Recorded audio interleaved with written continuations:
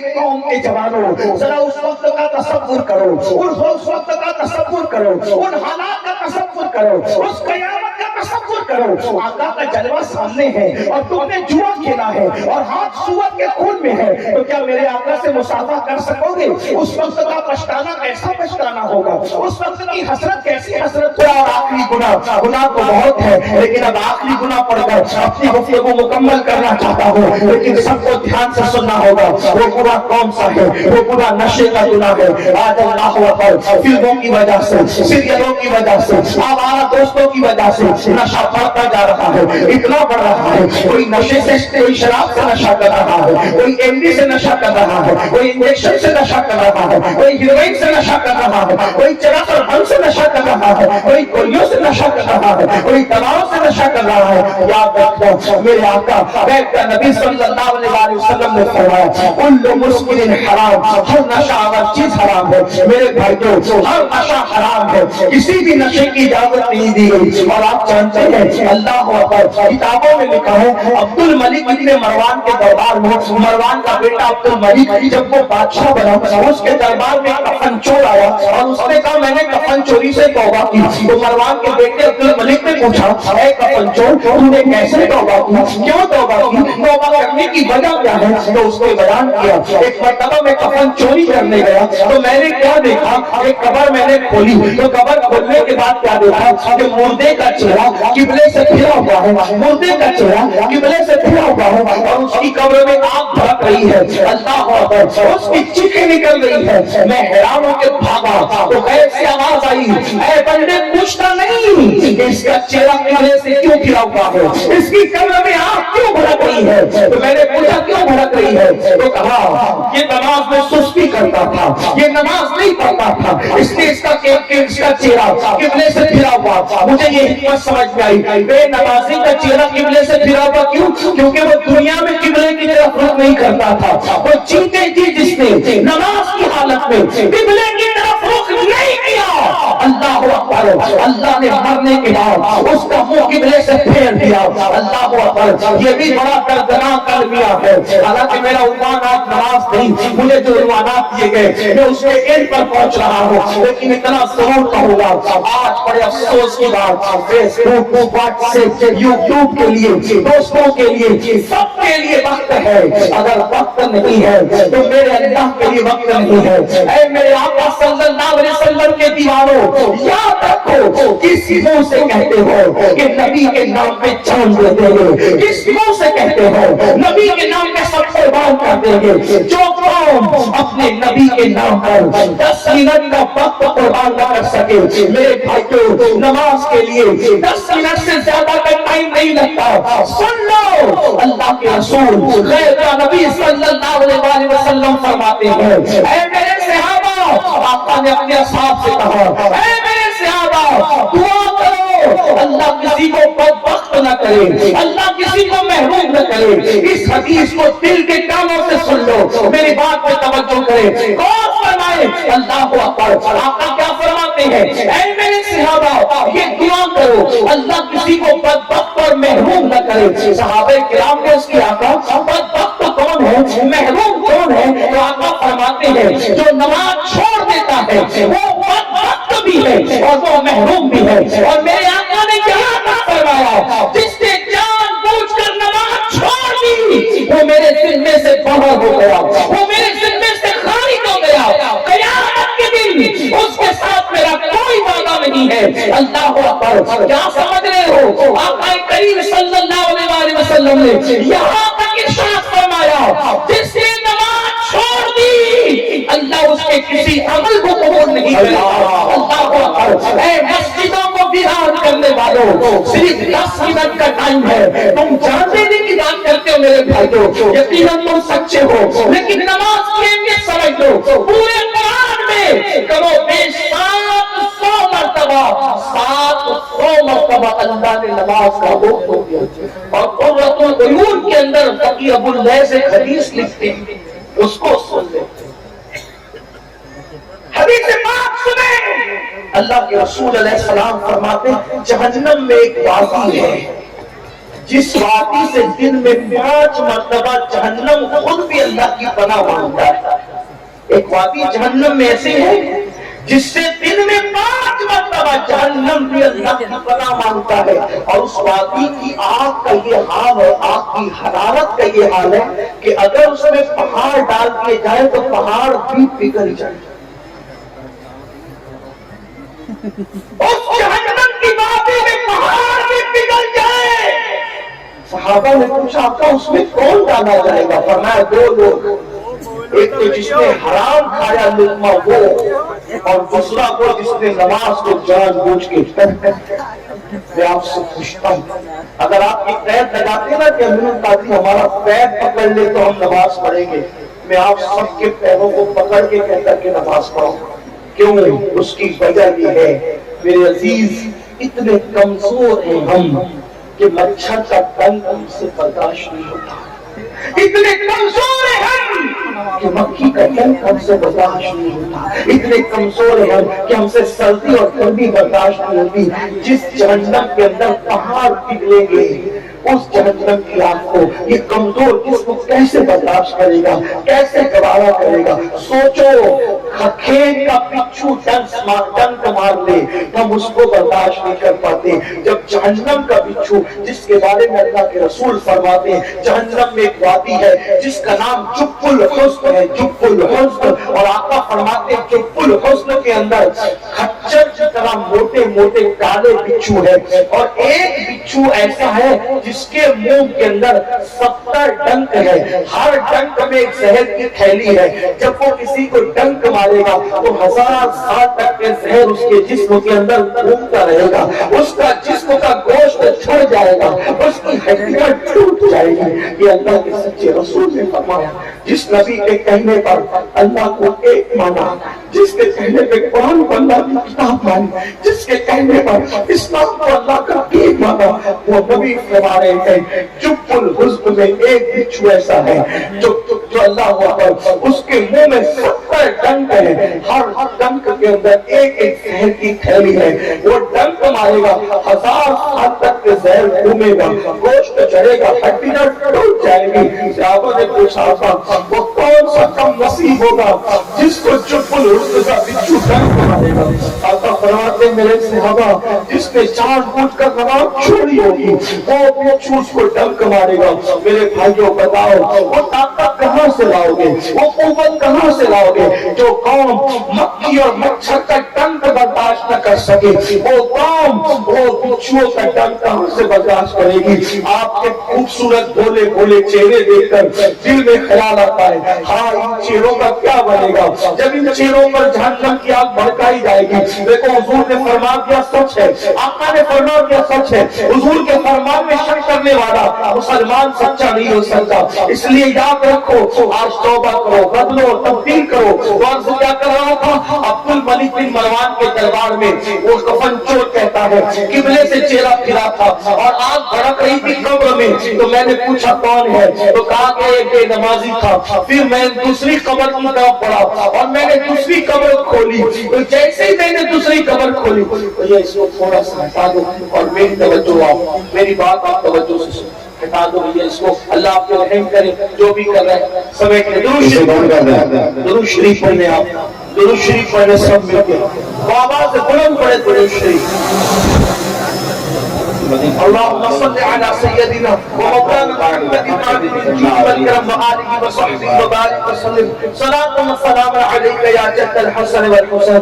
تو میں وہ کفن چور کہتا ہے جب میں دوسری قبر کو کھولنے کے لیے گیا تو میں نے کھولا تو کیا دیکھا کہ اس کے اندر انسان کا جسم تھا اور چہرہ سور اور خنزیر کا تھا. توجہ سے سنو میرے جوانوں، نشہ کرنے والوں، شراب پینے والوں، شراب کی گولیاں کھانے والوں، شراب کی بوتلیں گلے کے اندر اڑیلنے والوں، نشے کی گولیاں کھانے والوں، دوا کے نام پہ شراب پینے والوں، نام بدل بدل کر شراب پینے والوں، اللہ پر اپنے آپ کو رحم کرو. ارے نادان، میں نے جو نماز کی اہمیت بتائی کتنی اہم ہے نماز. اہم العبادات ہے، افضل العبادات ہے، اشرف العبادات ہے.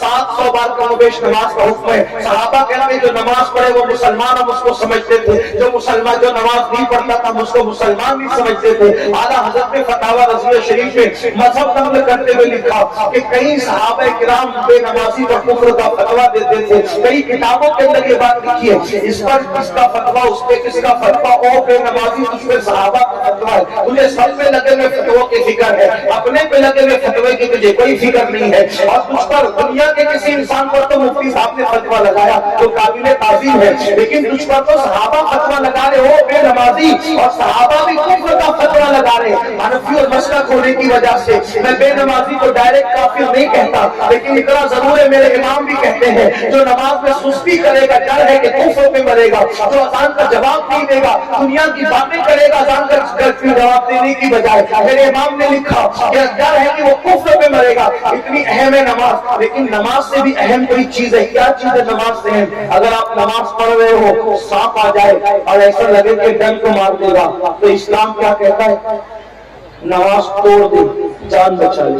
یہی ہے نا, نماز اتنی ہے اور اس سے اہم جان بچا لے. نماز پڑھ رہے تھے, کوئی کنویں میں گرنے لگا تو کیا حکم ہے؟ نماز توڑ دو اور اس کی جان بچا لو. پتا چلا نماز سے اہم جان بچا. نماز اتنی اہم اور اس سے اہم جان بچانا. اب آپ بتاؤ, جب جان بچانے کے لیے نماز توڑ سکتے ہیں تو جان بچانے کے لیے نشہ کیوں نہیں چھوڑ سکتے؟ یہ نشہ قسطوں میں یہ نشہ تمہیں قسطوں میں تباہ کر رہا ہے, یہ نشہ تمہیں انسٹالمنٹ پر مار رہا ہے, جان لے رہا ہے تمہاری. یہ گٹکا, یہ شراب, یہ جوا, یہ نشہ آور دوائیں پھیپھڑوں کو کھا رہی ہے, کینسر پیدا کری, منہ کا کینسر, خون کا کینسر, پھیپھڑوں کے اندر کینسر. اس لیے بیماریاں جنم لے رہی ہے. توبہ کرو نشے سے.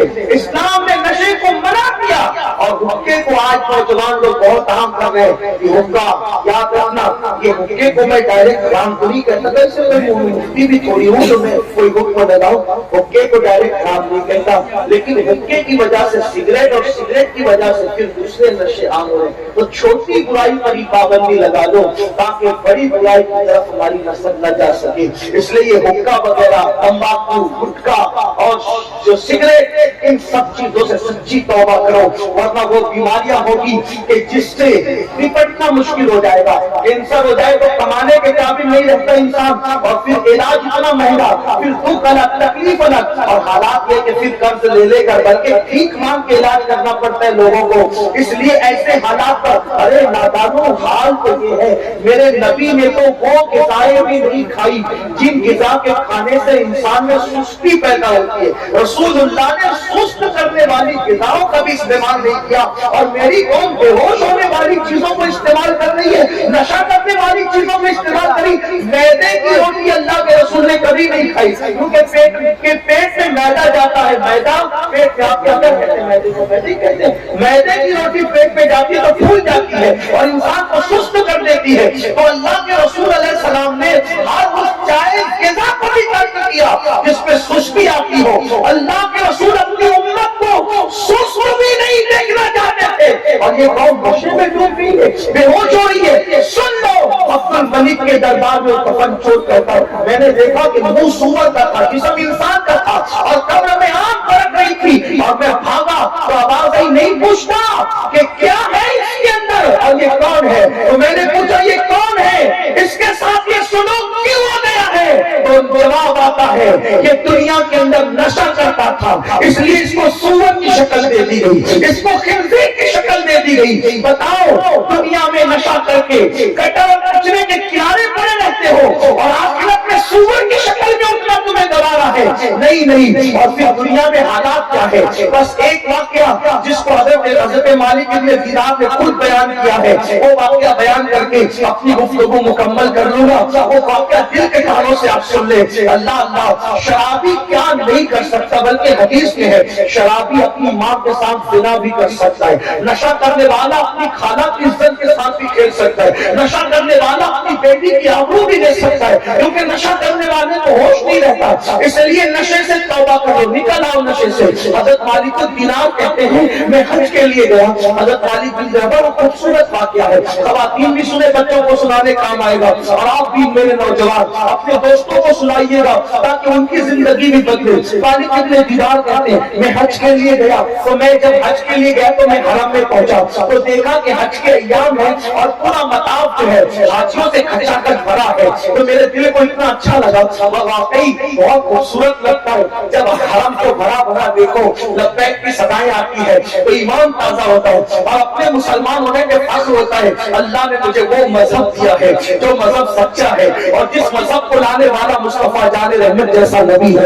اللہ اکبر، بہت مزہ آتا ہے۔ اللہ ہر آنکھ کو منظر دکھائے، ہر آنکھ کو نظارہ عطا فرمائے۔ مالک الدینار کہتے ہیں میں نے حرم کو بھرا بھرا دیکھا تو مجھے بڑا رشک آیا، میں نے سوچا یا اللہ تیرے محبوب کی محنتیں کیسے بار بار ثابت ہوئی مولا، ابھی چند ہی دن گزرے ہیں تیرے حبیب کے وصال کو، ابھی چند ہی سال گزرے ہیں تیرے محبوب کے وصال کو، اور اتنی محنت کامیاب ہوئی کہ لاکھوں لاکھ لوگ حج کے لیے آئے ہیں۔ جب حج کے لیے اتنے لوگ آئے ہیں، تقریباً 5 لاکھ لوگ حج کے لیے اس سال آئے تھے، تو حج کے لیے اتنی بڑی تعداد میں آئے ہیں تو مسلمان کتنی تعداد میں ہوں گی اس وقت؟ تو اتنے میں مجھے یاد آیا 5 لاکھ حاجی ہیں، ان میں کون ہے جس کا حج اللہ نے قبول کیا اور کون ہے جس کا حج اللہ نے رد کر دیا؟ اب سننا، مالک الدینار کہتے ہیں میں نے کعبے کا گراف پکڑا اور کعبے کا گراف پکڑ کر میں نے دعا کی، اے اللہ مجھے بتا تو صحیح کہ تو نے 5 لاکھ میں کس کا حج قبول کیا اور کس کا رد کر دیا؟ اور دعا کر کے میں میرا چلا گیا،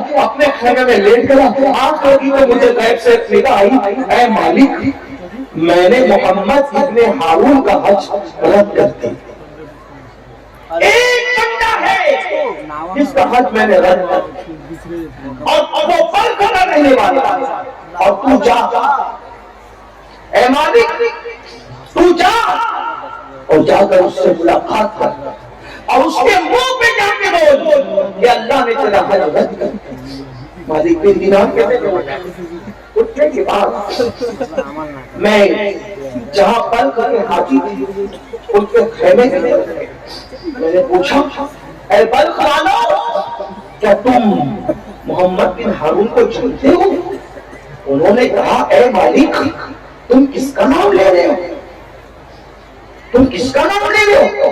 یہ محمد بن ہارون کی معمولی ہستی نہیں، ہم اس کو جانتے ہیں، وہ اتنا متقی ہے کہ ہر دن روزہ رکھتا ہے، ہر رات عبادت میں گزارتا ہے اور مٹھی پر چنے سے افطار کرتا ہے، مٹھی پر چنے سے افطار کرتا ہے اور 40 سال سے ہر سال وہ حج کے لیے پیدل آتا ہے۔ جس ہستی کا نام لے رہے ہو وہ خیمے میں نہیں رکتا، اس کا تقویٰ یہ ہے کھلے آسمان کے نیچے رکتا ہے، سردی ہو یا گرمی وہ عرفات اور مینا میں ہمیشہ کھلے آسمان کے نیچے رکتا ہے، اتنا متقی ہے۔ اب سننا، حضرت مالک بن دینار نے سوچا یا اللہ یہ ماجرا کیا ہے؟ آپ کی طرف سے کہا جاتا ہے، آپ کی طرف سے حکم ہوتا ہے کہ میرے مولا کہ اس کا حج رد کر دیا، اور یہ لوگ کہتے ہیں کہ اتنا متقی ہے۔ یاد رکھنا مخلوق اگر تعریف کرے تو اس پر کمنڈ نہیں کرنا، اس لیے کہ مخلوق ظاہر دیکھتی ہے اور یار باطن دیکھتی ہے۔ ان اللہ لا ينظر الى صوركم والى اموالكم ولكن ينظر الى قلوبكم۔ اللہ نہ تمہارے چہرے دیکھتا ہے نہ تمہارے مال دیکھتا ہے، اللہ تو تمہارے دلوں کو دیکھتا ہے۔ تو یاد رکھنا، لوگوں کی تعریف پہ گھمنڈ نہیں کرنا، لوگوں کی تعریف پہ نہیں کرانا۔ جب تک دونوں پیر جنت میں نہیں پہنچ جائے اس وقت تک اپنے آپ کو نیک تصور کرنے کا ہمیں کوئی حق نہیں ہے۔ پتا نہیں راستے میں کیا ہو جائے اور ہمارے علم الہی میں کیا ہے ہمیں نہیں پتا۔ اللہ اکبر، مالک بن دینار نے سوچا، لیکن پھر خیال کیا لوگ کچھ بھی کہیں میں نے تو جا کے ملنا ہے کیونکہ مجھے غیب غیبی حکم ہے کہ میں جا کے ابن ہارون سے ملوں. وہاں سے نکلے, پوچھتے پوچھتے کہ کہاں ہے, تو پتا چلا کہ پہاڑوں کے درمیان کھڑا ہوگا, عبادت میں مصروف ہوگا. حضرت مالک الدینار نکلے, جب گئے تو کیا دیکھا, ایک بندہ ہے احرام میں ننگے سر ہے. احرام میں تھا تو ننگے سر ہونا ہی ظاہر سی بات ہے, وہ ہونا ہی تھا, اور اس کی آنکھوں سے آنسو جاری ہے, داڑھی آنسوؤں سے تر ہے, اس کا ایک ہاتھ کٹا ہوا ہے, پیر کے اندر زنجیر ہے, اور ایک ہاتھ کے اندر وہ زنجیر پکڑے ہوئے ہے, اور روتے ہوئے آسمان کی طرف دیکھ کے بڑے ناز سے کہتا ہے, مولا مجھے بخش دے, مولا مجھے معاف کر دے, مولا میری مغفرت کر دے. بہت ہو گیا مولا, بہت دن بیت گئے مولا, میں تجھے مناتا ہوں لیکن تیری طرف سے رضا کا اعلان نہیں ہوتا. رو رہا ہے, رو رہا ہے, رو رہا ہے. جیسے مالک الدینار کی اپنے قدموں کی ہٹ اس کے کانوں میں پہنچی, جلدی سے اس نے آنسو پوچھ لیے. مطلب وہ چٹنگ باز نہیں تھا, ریاکار نہیں تھا, اپنے آنسو چھپا رہا تھا. اس نے آنسو پوچھ لیے. جیسے مالک بن دینار نے اس کو دیکھا تو کہا, کون؟ مالک بن دینار. اچھا اے اللہ کے ولی, خواب دیکھ کر آ رہے ہو کہ ابن ہارون کا حج رد ہو گیا, جا کر اس کو اطلاع دے دو. یہی رپورٹ قائم ہونا, یہی بات قائم ہونا. مالک الدینار نے سوچا, یا اللہ ایک ایسا بندہ ہے کہ میرا خواب بھی جانتا ہے, میرے خواب کا مضمون بھی جانتا ہے. تو میں نے کہا, اے اللہ کے بندے, تو میرا خواب بھی جانتا ہے اور میرے خواب کا مضمون بھی جانتا ہے, آخر بتا کہ تو اتنا پہنچا ہوا ہے, پھر اللہ نے تیرا حج کیوں رد کر دیا؟ اللہ پاک نے تیرا حج کیوں رد کیا؟ حج رد ہونے کی وجہ کیا ہے؟ اللہ اکبر. آپ توجہ فرمائیں میری بات کو, بہت اہم گفتگو, اہم موڑ پر ہمارے. آپ اپنی موبائل کو بند کر چھوڑ دیں ایسے, آپ میری طرف توجہ کریں. موبائل کی ضرورت نہیں میرے بھائی, یہاں دل کی روشنی کی ضرورت ہے. محفل پر مصطفیٰ جان احمد کی نگاہ عنایت ہے, محفل پر کنجد پاک کی نگاہ عنایت ہے. آپ تھوڑی توجہ کر لیں, بس چند جملے کے بعد بات مکمل ہے. اللہ اکبر. حضرت مالک بن دینار نے فرمایا, اے ابن ہارون, تو اتنا پہنچا ہوا انسان ہے, تو میرا خواب بھی جانتا ہے, خواب کا مضمون بھی جانتا ہے. مالک الدینار کو اس نے کہا, اے مالک, میں کوئی پہنچا ہوا نہیں ہوں, نہ ہی یہ میرا کشف ہے, نہ ہی یہ میری کرامت ہے, بلکہ یہ 40 سال کا تجربہ ہے. 40 سال سے ہر سال میں حج کے لیے آتا ہوں, 40 سال سے ہر سال میں حج کے لیے آتا ہوں, لیکن ہر سال کسی نہ کسی ولی کو خواب میں دکھایا جاتا ہے کہ جاؤ اور جا کر ابن ہارون کو بتا دو کہ ہم نے اس کا حج رد کر دیا. اور اسی تجربے کی بنیاد پر, اسی تجربے کی وجہ سے میں کہہ رہا ہوں کہ تم خواب دیکھ کر آئے ہوگا. حضرت مالک بن دینار کو مالک الدینار نے کہا, اے ابن ہارون, میرا اللہ ظلم سے پاک ہے, میرا اللہ زیادتی سے پاک ہے, میرا اللہ اپنے بندوں سے بہت محبت کرتا ہے, اور یوں کسی کی عبادت رد نہیں کرتا, اور یوں کسی کی عبادت کو رد نہیں کرتا, اور یوں کسی کا اجر ضائع نہیں کرتا. ابن ہارون, تو نے آخر ایسا کیا کیا؟ ابن ہارون, آخر تو نے ایسا کیا کیا جس کی وجہ سے اللہ اتنا ناراض ہے کہ اللہ تیری عبادتوں کو رد کر رہا ہے اور تو سے ناراض ہے؟ اب دل کے کانوں سے سننا, ہو سکتا ہے نشہ کرنے والوں تم بھی اللہ نہ کرے اس بلا سے گزرو. اللہ اکبر. ابن ہارون کہتا ہے, اے مالک الدینار, اگر آپ جیسا ولی یہ سوال نہ کرتا تو میں کبھی بھی یہ راز سے پردہ نہ اٹھاتا. یہ بات کسی کو نہیں پتا ہے, یہ بات صرف میں جانتا ہوں اور میری بیوی جانتی ہے, اور کسی کو نہیں معلوم ہے. لوگ مجھے بہت نیک سمجھتے ہیں, بہت متقی سمجھتے ہیں, بہت پرہیزگار سمجھتے ہیں. ابن ہارون کہتا ہے, اے مالک, جو جانتے ہیں وہ جانتے ہیں کہ میں ملک کا رہنے والا بڑا مالدار تاجر تھا. اللہ نے مجھے بہت دولت دی تھی, اللہ نے مجھے بہت مال دیا تھا, اللہ نے مجھے بہت نوازا تھا, بہت دیا تھا میرے رب نے مجھے. لیکن جب میں مالدار ہوا اور میرے پاس دولت کی ریل پین تھی تو کچھ غلط لوگوں کی صحبت میں پڑ گیا, کچھ غلط لوگوں کے ساتھ ہو گیا, اور وہ غلط لوگوں کی صحبت میں پڑنے کی وجہ سے ہوا یہ کہ انہوں نے مجھے شراب کا عادی بنا دیا, انہوں نے مجھے نشے کا عادی بنا دیا. پھر میں نشہ کرنے لگا, اور جب میں نشہ کرنے لگا تو پھر حالت یہ ہوئی کہ میں نشے کا عادی ہو گیا. لیکن میں اپنی ماں سے چھپ چھپ کر کے نشہ کرتا, صرف میری بیوی کو معلوم تھا, لیکن میری بیوی اتنی وفادار تھی, اتنی فرما بردار تھی, اس نے کبھی میری ماں کو خبر بھی نہیں ہونے دی. ایک دن ایسا ہوا کہ شعبان کی آخری تاریخ تھی, میں دوستوں کے ساتھ نشہ کرنے گیا, اور نشہ کرتے کرتے اتنی دیر ہو گئی کہ اللہ اکبر, صبح سے شام ہو گئی, اور اس دن इतना नशा कर लिया था कि होश नहीं था। अल्लाह अल्लाह बोलते आया, शाबान की आखिरी तारीख खत्म हुई, शाम का वक्त आ गया। अल्लाह अकबर, कल की बातों के अंदर सूरज ने जैसे शाबान के आखिरी तारीख के सूरज ने जैसे कल की बातों में अपना चेहरा छुपाया, उफ़क़ पर रमजान मुबारक का चांद शुरू हुआ, और जैसे चांद शुरू हुआ रमजान मुबारक का महीना शुरू हुआ, और मैं शाम के वक्त घर लौटा। जब मैं शाम के वक्त घर आया तो मेरा सामना मेरी माँ से हो गया। मैं नशे की हालत में था, ऐ मालिक दिन आओ, मैं नशे की हालत में था और मेरी माँ से मेरा सामना हुआ। पहली मर्तबा मेरी माँ ने मुझे नशे की हालत में देखा, मेरी अम्मी ने नशे की हालत में देखा। मैं डर रहा था, मुझे होश नहीं था। मेरी माँ ने मुझसे कहा,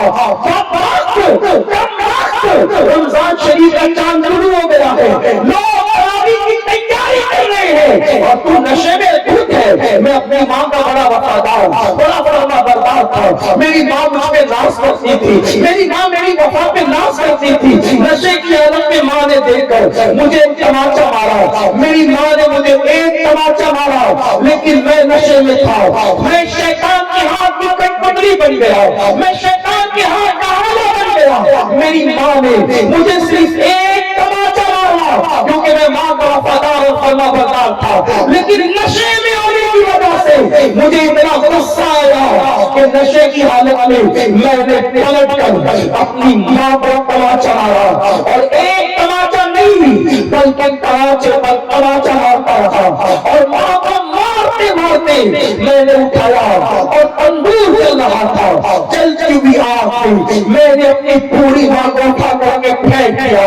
अल्लाह अकबर। फिर उसके बाद क्या हुआ मुझे कुछ नहीं पता था। वैसे तो ये वाकई की मुझे कोई खबर नहीं थी, ये वाकया मुझे मेरी बीवी ने बताया। फिर उसके बाद क्या हुआ मुझे नहीं मालूम। जब सुबह हुई, सुबह के वक्त नशा खत्म हुआ, नशा काफूर हुआ, मैंने अपनी बीवी को आवाज दी। जब बीवी को आवाज दी उसने तल्ख लहजे में जवाब दिया। मैंने पूछा, ओ फरमा बरदार बीवी, आज तल्ख लहजे में तू क्यों जवाब दे रही है? तो कहा, मैं तो रात के गुजरने का और तेरे नशे के उतरने का इंतजार कर रही थी। अगर तेरा नशा ना होता, तेरा नशा ना होता और रात ना होती तो मैं तुझे रात ही छोड़ करके चली जाती।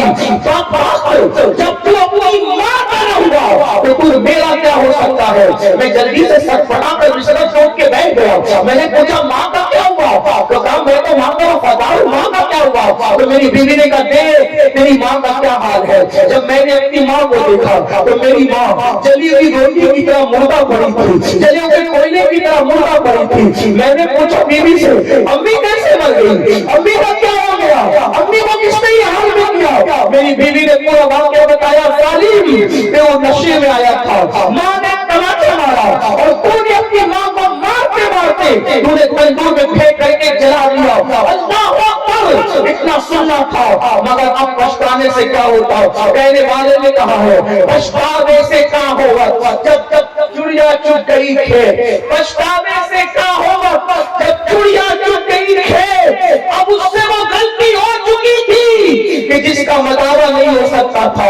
अल्लाह अकबर, जिसका सफारा नहीं हो सकता था। मैं अपने जवानों से कहता हूँ, बात आगे बढ़ाने से पहले अल्लाह न करे कि तुम में कोई माँ बाप का कातिल बने, अल्लाह न करे कोई में अपने माँ बाप का कातिल बने।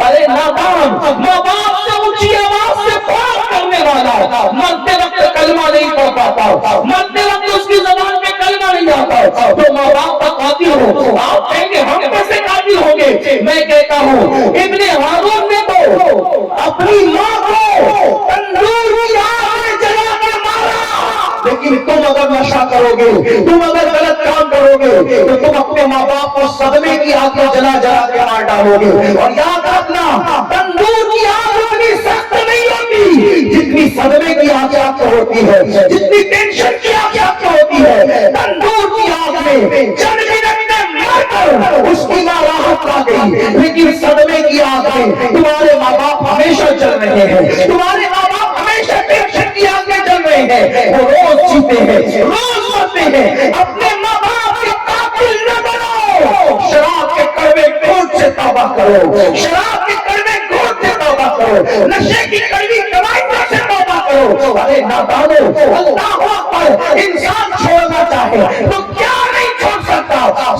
عزم کرو، سچے دل سے توبہ کرو۔ ابن ہارون کہتا ہے اے مالک، جب میں نے اپنی ماں کو مردہ پڑے ہوئے دیکھا تو میں نے وہ ہاتھ کاٹ دیا جس سے ماں کو مارا تھا، اور میں نے اپنا مکان بیچ دیا، اپنا محل بیچ دیا، غلاموں کو آزاد کر دیا، تجارت چھوڑ دی۔ اس دن سے ہر دن روزہ رکھتا ہوں، ہر رات نماز پڑھتا ہوں، اور ایک مٹھی بھر چنے پر افطار کرتا ہوں، اور ہر سال حج کو آتا ہوں، لیکن میری کوئی عبادت قبول نہیں ہے۔ عبادت کی قبولیت تو دور کی بات ہے، اس دن کے بعد سے میرے دل کو سکون نہیں ہے، میرے دل کو چین نہیں ہے، میرے دل کو اطمینان نہیں ہے۔ اللہ اکبر۔ حضرت مالک بن دینار نے سنا تو سننے کے بعد کہتے ہیں ظالم، تم ماں کا قاتل ہے، قاتل، جا اللہ تجھے کبھی معاف نہ کرے، اللہ تیری کبھی مغفرت نہ کرے، اللہ تیری کبھی بخشش نہ کرے۔ اللہ اکبر۔ یہ کہہ کر کے مالک بن دینار کہتے ہیں میں پلٹ کر کے نکلا، لیکن جب میں پلٹ کے نکلا تو پیچھے پیچھے اس کی آواز آ رہی تھی، اے غموں کو کھولنے والے خدا، اے غموں کو کھولنے والے خدا، تو مجھے بخش دے، تو مجھے معاف کر دے۔ مالک بن دینار کہتے ہیں، وہ خود بیان کرتے ہیں میں واپس پلٹ آیا، بہت دکھ تھا، بہت تکلیف تھی، ایسے ایسے لوگ ماں پہ ظلم کرنے والوں، نشے کی وجہ سے ماں پہ ظلم کرنے والوں۔ میں لیٹا تو میری آنکھ لگ گئی، میں سویا، جب میری آنکھ لگی تو میں نے کیا دیکھا؟ اللہ کے رسول میرے خواب میں تشریف لائے، اور اللہ کے رسول نے فرمایا اے مالک، تو نے ابن ہارون کو کیوں دکھی کیا؟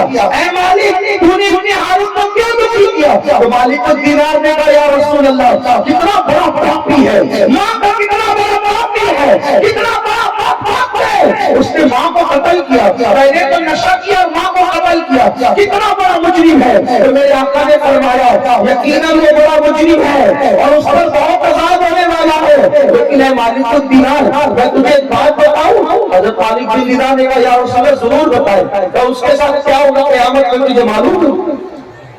ابن ہارون کے ساتھ قیامت میں کیا ہوگا مجھے معلوم ہے؟ مالک بن دینار نے کہا یا رسول اللہ کیا ہوگا؟ فرمایا قیامت میں اللہ کی عدالت میں وہ اور اس کی ماں کھڑے ہوں گے تو اللہ فرمائے گا کہ تو نے شراب کیا، تو نے ماں کو قتل کیا، اس لیے عدل یہ ہے، انصاف یہ ہے کہ تو جہنم میں جائے۔ تو ابن ہارون کو جہنم میں داخل کیا جائے گا، اور اس کی ماں کو کیونکہ وہ شہید ہو گئی تھی، بے گناہ قتل ہوئی تھی، اس کو جنت میں ڈالا جائے گا۔